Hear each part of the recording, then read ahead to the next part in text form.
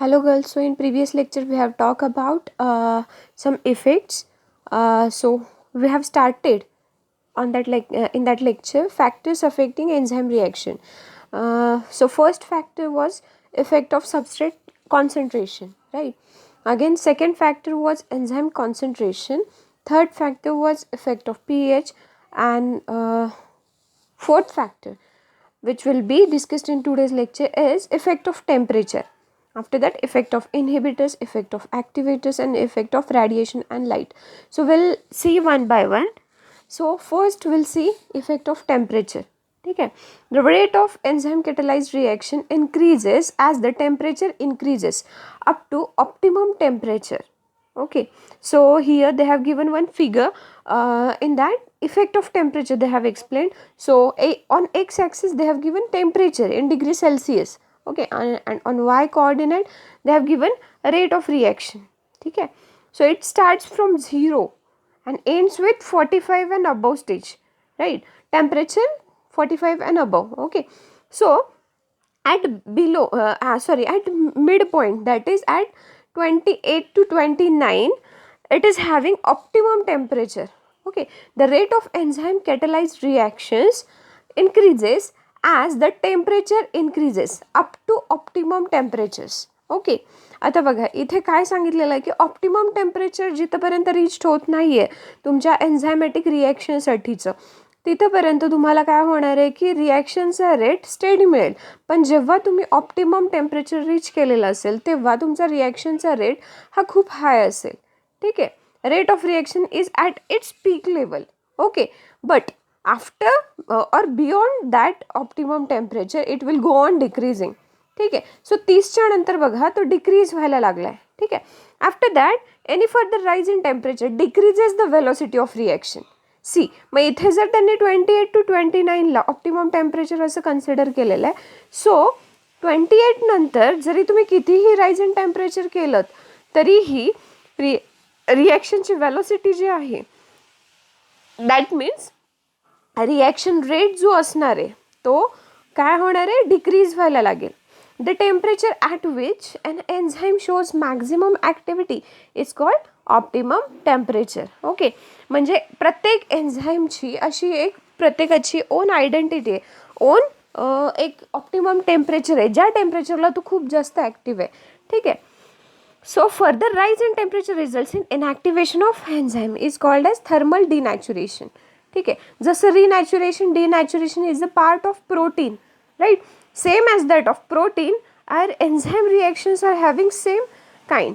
ठीक आहे, सो जर इनॅक्टिवेशन झालं आहे एन्झाईमचं, ठीक आहे, सो काय होणार आहे, इनॅक्टिवेशन झालं आहे एन्झाईमचं तर काय होणार आहे की त्या टेम्परेचरला आपण काय म्हणतो, थर्मल डिनॅच्युरेशन. त्या प्रोसेसला म्हणतो thermal denaturation. So effect of temperature is as shown in above figure. Okay, so next factor is effect of inhibitors. Okay, so presence of enzyme inhibitors reduces the enzyme action. Okay, so enzyme inhibitors जे पण आहेत, ठीक आहे, ते काय करतायत, reduce करतायत एन्झाईमची action. Heavy metals are the inhibitors for enzyme activity. ठीक आहे, जर एन्झाईम इनहिबिटर्स असतील प्रेझेंट तर ते रिड्यूस करणारे तुमच्या एन्झाईमची ॲक्शन. ठीक आहे, आणि heavy metals are the inhibitor for enzyme activity. बघा, म्हणजे इनहिबिटर म्हणून इथे आत्ता कोणी काम केलं तर हेवी मेटल्सनी. ठीक आहे, नेक्स्ट आहे effect of activators. Present of activators in certain concentrations increases enzyme activity.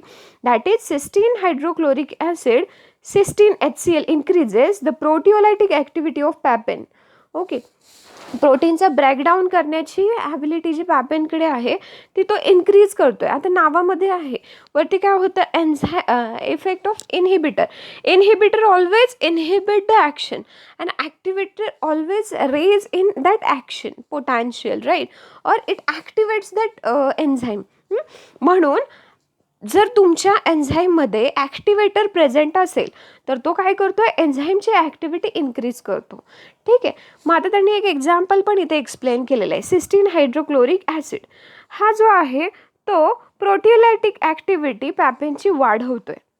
ठीक आहे, फक्त त्याच्या प्रेझेन्समुळे ही ॲक्टिव्हिटी काय होते, वाढतीये. Okay, and last effect, that is seventh effect, effect of radiation and light. So some enzymes may be deactivated by exposure to UV, beta, gamma and X-rays. Okay, so example they have given, salivary amylase is deactivated by exposure to UV rays. Okay, आता बघा काही enzymes जे आहेत हे exposure झालं UV लाईटला असेल, beta rays असतील, गॅमा रेज असतील, एक्स रेज असतील, तर ह्यांच्या प्रेझेन्समध्ये ते डिॲक्टिवेट होतात. Okay, so salivary amylase is deactivated by exposure to UV rays. Salivary amylase जे आपल्या सलायव्हामध्ये अमायलेज नावाचे एक हे आहे, एन्झाईम आहे.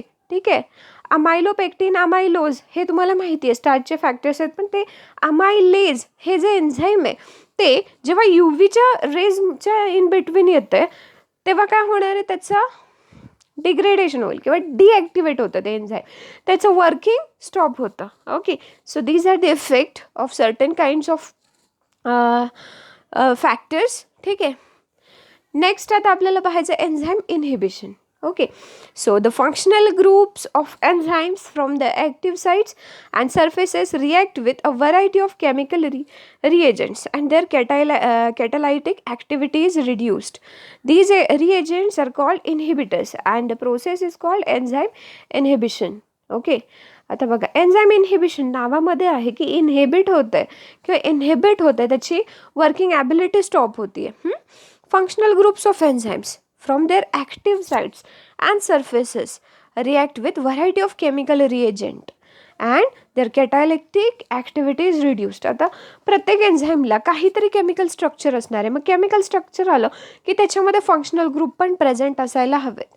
मग हे जे फंक्शनल ग्रुप प्रेझेंट आहेत ते तुमच्या जे एन्झाईम आहे त्याचे ॲक्टिव्ह साईट असणारे सबस्ट्रेट मॉलिक्युल्स असतात. तर ॲक्टिव्ह साईटला काय करतोय, खूप सारे केमिकल्स असतात. ठीक आहे, मग ते रिएजंट्स म्हणजे केमिकल रिएजंट सोबत त्या ॲक्ट होत आहेत आणि काय करतायत, त्याची जी कॅटॅलिटिक ॲक्टिव्हिटी आहे ती रिड्यूस करतात.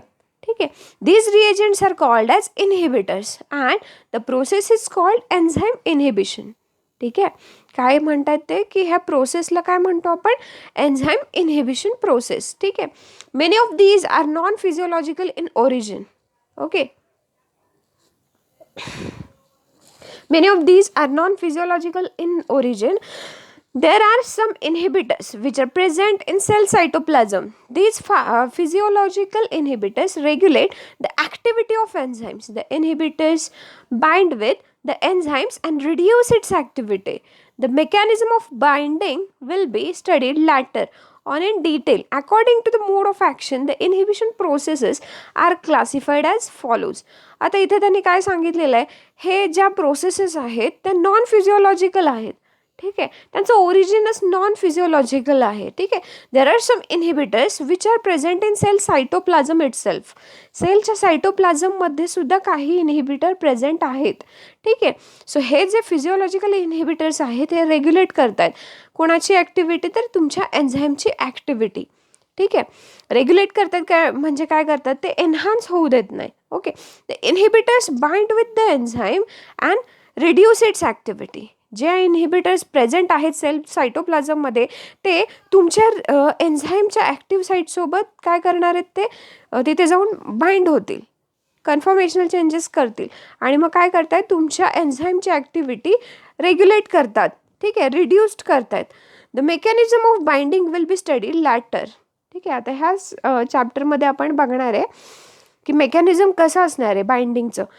आता आपल्याला ह्याचे पाहायचे आहेत प्रोसेसेस, क्लासिफिकेशन कसे कसे केलेले आहेत. तर फर्स्ट आहे कॉम्पिटेटिव्ह इनहिबिशन, सेकंड आहे non competitive inhibition. Okay, so will see one by one.